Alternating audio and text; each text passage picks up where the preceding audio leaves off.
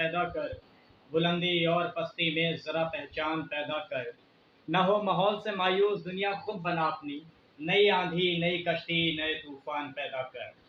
हम लोग जो बुनियादी चीज़ों पर काम कर रहे हैं, जिसको लेकर के S C S T O B C minority को लेकर के हम लोग गौर फिक्र कर रहे हैं, आज ये मीटिंग्स कर रहे हैं, इसकी एक बड़ी वजह यह है चूँकि S C S T O B C और माइनॉरिटी के हक तलफी की जा रही है, जिसकी वजह से ये वंचित लोग उस कैटेगरी में नहीं आ पा रहे हैं जिनमें इन्हें हक मिलना चाहिए।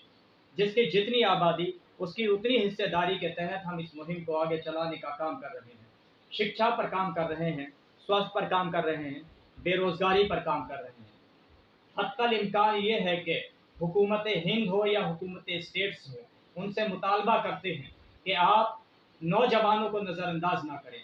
जो बुज़ुर्ग हैं उनकी पेंशन्स की बहाली की बात कर रहे हैं हम लोग, चूँकि अगर खामोश रहता हूँ तो गैरत मार डालेगी और सच बोल दूंगा तो हुकूमत मार डालेगी। बहुत होशियार रहना है सभी S C S T O B C minority को लड़ा कर, वरना आपस में सियासत मार डालेगी। मेरा ये पैगाम और ये मकसद है कि हम लोग एक आवाज़ दें, चलो गांव की ओर, चलो तरक्की की ओर, चलो विकास की ओर। मैं उम्मीद करता हूं कि आप लोगों को मेरी इस बात से इंशाअल्लाह आने वाले वक्त में बहुत ज़्यादा गौर फिक्र करने की ज़रूरत है, और वक्त मिलने के साथ ही साथ हम एकजुट होने के साथ ये गवर्नमेंट को मैसेज देना चाहते हैं कि S C S T O B C minority एक साथ है। अगर आप इन्हें नज़रअंदाज करते हैं तो इस मुल्क के अंदर, भारत के अंदर, इन कैटेगरी को छोड़ने वाले हुकूमत नहीं बना सकते। बहुत बहुत शुक्रिया। उम्मीद करता हूँ कि ये वीडियो आपको पसंद आएगी। अब मैं आपसे दो तीन बातें समझना चाहूँगा कि अंसारी साहब, देश जब आज़ाद हुआ, जमींदारी तोड़ी गई, तो जमींदारी मुसलमानों की ख़त्म की गई। नौकरियों में मुसलमान बड़े बड़े पैमाने पर था, नौकरियां मुसलमान की छीनी गई। क्या आपको लगता है कि 1947 में जिस मुकाबले में मुसलमान नौकरियों में था, आज़ाद भारत में भी उसी परसेंटेज में मुसलमान है? ये सवाल आपने बहुत अच्छा पूछा है जी। जिस तरह से आपने सवाल पूछा है उसका जवाब ये है कि 1947 के बाद मुसलमानों का गिराव धीरे धीरे गिरता चला गया। जी। आज 2014 के बाद 2025 तक का ग्राफ ये है कि जो बड़े पैमाने पर मुस्लिम्स थे वो धीरे धीरे हर एक महकमे से उन्हें निकाल दिया गया है, और उनके हक और हुकूक को छीन लिया गया है। उनके जो बुनियादी चीजें हैं, एजुकेशन है, रोजगार है, उस पर गवर्नमेंट ने पूरी तरह से शिकंजा कसा हुआ है ताकि ये फलाह और बहबूद की तरफ ना बढ़ पाए। और इसी के साथ इन्होंने नीति, राजनीति और रणनीति तैयार की है ताकि मुसलमानों को बैकफुट पर लाया जाए। जी। नौकरियों से हटाया आज़ादी के बाद, और ज़मीनों से हटाया, जमींदारियां खत्म की, और तीसरी बात जो है मुस्लिम डोमिनेटेड क्षेत्र, जैसे बाराबंकी, फरीज महफूज वगैरह वहां से सांसद होते थे, बाराबंकी को रिजर्व कैंडिडेट कर दिया। मलिहाबाद विधानसभा क्षेत्र मुस्लिम डोमिनेटेड, रिजर्व कर दिया। मोहान विधानसभा क्षेत्र उन्नाव की मुस्लिम डोमिनेटेड, मुस्लिम ही जीत के जाता, उसको रिजर्व कर दिया। सफीपुर इसी प्रकार से। क्या आपको लगता है कि उत्तर प्रदेश या देश में जो मुस्लिम डोमिनेटेड क्षेत्र थे उन्हीं को रिजर्व किया गया? जी जी, बिल्कुल ये बात आपकी सही है। ये मुल्क के अंदर जो मुस्लिम डोमिनेटेड किए जा रहे हैं, जो रिजर्व क्षेत्र हैं, जी, ये बिल्कुल सही बात है। और कहीं ना कहीं मैं तो एक बात ये कहूँगा कि नामो नस ज़मीन के नस्लों में बढ़ गए, और आदम के बेटे कितने कबीलों में बढ़ गए। आए जब से पेश इमामत के मसले, सजदे हमारे कितने मरहलों में बढ़ गए। और देखिए इस तरह कौम को इल्ज़ाम गुमराही जब रहनुमाही कौम के फ़िरक़ों में बढ़ गए।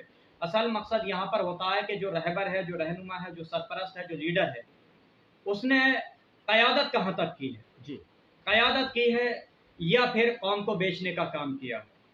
उनके साथ मिलकर के इस कौम को नुकसान पहुंचाने का काम किया। मुझे लगता ये है कि नौजवान को आगे आना चाहिए, अपने हक और हुकूक की बात करना चाहिए, और इन लीडरों से सवाल करना चाहिए कि हमने आपको नुमाइंदगी दी है, तो उस नुमाइंदगी का आपने किस तरह से हमारी नुमाइंदगी की है, और किस तरह से फलाह और बहबूद के लिए आपने काम किया है। तो आपको लगता है कि वर्तमान में क्या कोई जो है मुस्लिम लीडर इस बात को उठा रहा है कि आज़ादी के बाद हमारी नौकरियां छीन ली गई, हमारी जिम्मेदारियां छीन ली गई, और हमारे प्रभाव के क्षेत्रों को जो आरक्षित कर दिया गया? इस पर कोई मुस्लिम नेता बोल रहा है कुछ, या जो है कैसे आगे इन ये सवाल भी कुछ मुद्दे बन सके जिन पे समाज का ध्यान जा सके? इस पर कुछ आपकी रणनीति है? इसमें अभी जो आपने सवाल किया है, इसमें अभी मुस्लिम नेताओं की अगर मैं बात करूं, जी तो वो अभी पूरी तरह खुलकर इस बात को नहीं बोल रहे हैं। जी और अगर बोल भी रहे हैं तो वो सिर्फ अपनी पार्टी के भले के लिए बोल रहे हैं, जी जी कौम के भले के लिए बात नहीं कर रहे हैं। जी और अगर कर भी रहे हैं तो उसमें 10 से 12% बात कर रहे हैं, बाकी जो उनके 88% जी या उससे ज्यादा की जो परसेंटेज है, जी वो सिर्फ अपनी पार्टी के एजेंडे पर निर्भर है, हाँ ताकि उनकी पार्टी का विकास हो सके। जी और समाज के विकास के लिए सच्चाई ये है जी कि जमीन से जुड़े हुए लोगों को आगे आना होगा, जी जो रहनुमाई करते हों और नुमाइंदगी करते हों। जी तो हम चाहेंगे अंसारी साहब कि हमारे जनता खबर के दर्शकों से कोई संदेश देना चाहें, या जो कुछ आप कर रहे हैं या करना चाहें उस पर भी कुछ प्रकाश डालते हैं। जी बिल्कुल। मंजिल से आगे बढ़कर मंजिल तलाश कर, मिल जाए तुझको दरिया तो समंदर तलाश कर, और सजदों से तेरे क्या हुआ सदियां गुजर गई, बदल दे तेरी जिंदगी वो सजदा तलाश कर। इसका मकसद ये है कि हमें खुद आगे आना होगा। और मैं अपील करता हूँ नौजवानों से कि वो एजुकेशन में आगे आएँ, एजुकेशन के साथ साथ जो है वो रोज़गार की तरफ मुंतकिल हों, यानी कि तालीम, तरबियत और तिजारत पर गौर फ़िक्र करें, फोकस करें। न किसी हम सफ़र, न किसी हम नशी से निकलेगा, हमारे पाँव का कांटा हम ही से निकलेगा। बहुत बहुत शुक्रिया अंसारी साहब, आपने जनता खबर को अपना समय दिया। ये थे पीलीभीत से कोहिनूर अंसारी साहब, जो पूरे देश प्रदेश के लिए काम कर रहे हैं और हमारे बड़े पुराने परिचित भी रहे हैं। और आपकी बराबर बेचैनी है कि इस देश में व्यवस्था परिवर्तन हो और सबको शिक्षा, रोजगार, संपत्ति जैसे मूलभूत चीज़ें मिले। आप सब देखते रहें जनता खबर। मैं महर्षि विकास बौद्ध, महिषासुर, जनता खबर।